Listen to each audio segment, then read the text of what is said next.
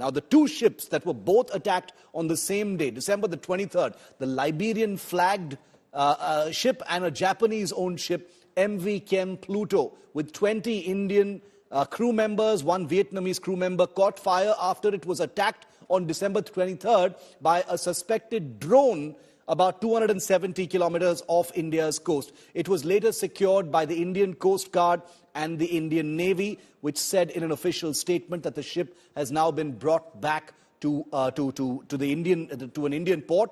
Elsewhere in the Red Sea, on the same day, Yemen's Iran-backed Houthi rebels carried out a string of drone missile attacks in solidarity with Palestinians in Gaza, where Israel is battling Hamas terrorists. The US Central Command says the vessel called MV Saibaba was targeted by a drone launched by Houthi militants in the southern Red Sea, which is just near the Persian Gulf. This also happened on December the 23rd.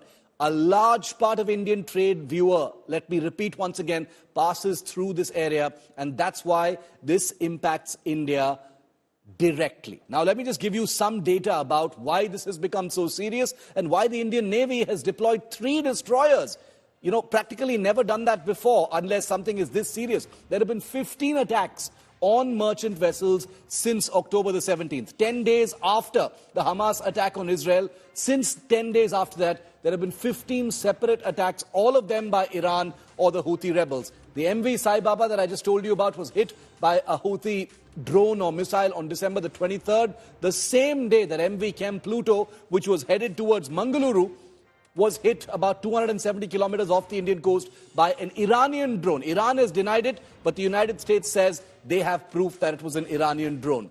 Earlier, on December the 14th, the MV Ruin was hijacked on December the 14th. So these are just 3 examples among 15 warships that have either been attacked or hit by drones or hijacked in just the last couple of weeks. So things are very, very precarious in the Arabian Sea, Persian Gulf area, and that's the reason why the Indian Navy, which has just welcomed a brand new destroyer into service, has deployed 3 of its homegrown destroyers in the Arabian Sea.